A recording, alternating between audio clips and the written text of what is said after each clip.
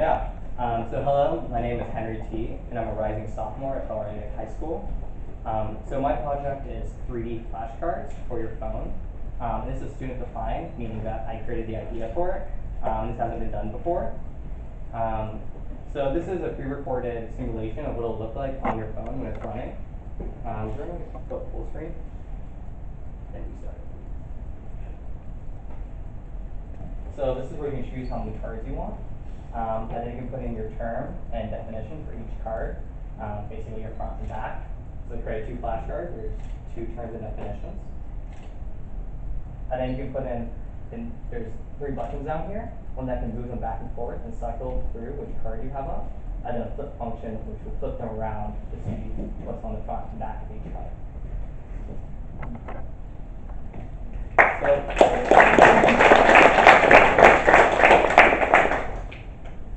So I made this work by using Unity. Unity is a free game engine. I used scenes and switching between them to put in your variables and showing your terms and definitions. So in my first scene, as you can see, there's a slider to choose how many cards you want. It's a minimum of 1 to a maximum of 10.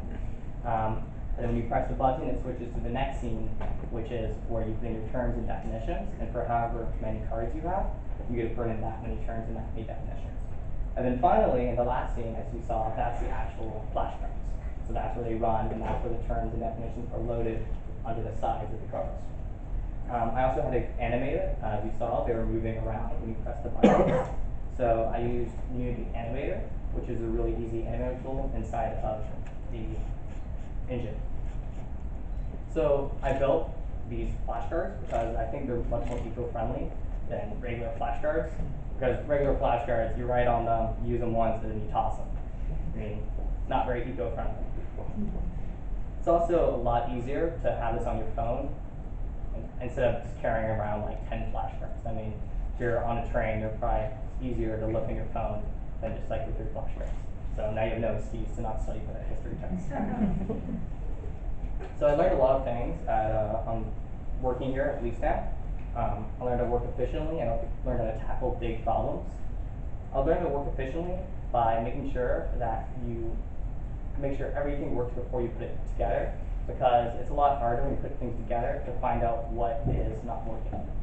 And if you have them all separately, then you can find that's not working, that's where I need to work it on. And also, my way to solve big problems is instead of just tackling it head on, you can divide it into smaller and smaller problems until they're small enough that you can understand them and you can build back up.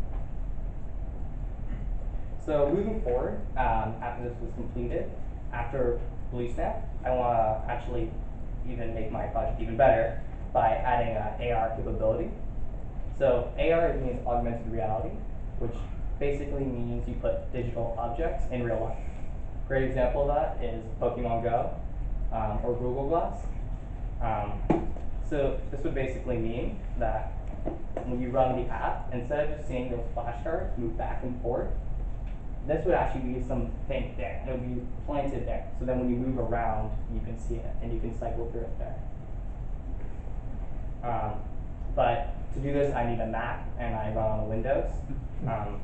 So that kind of sucked.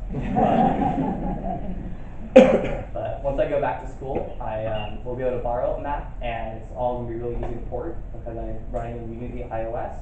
So I'll be able to finish it, update my website. Yeah, and in conclusion, I had a great time at LeafStamp. I learned so much about, Unity, C#, and just software in general. Thank you.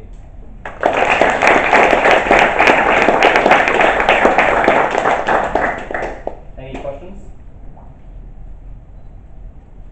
What were some of the challenges and setbacks that you faced? Well, the Mac OS, that was a big setback. I tried to work around it by basically trying to trick my phone by creating like a virtual computer inside of my computer that would run Mac OS.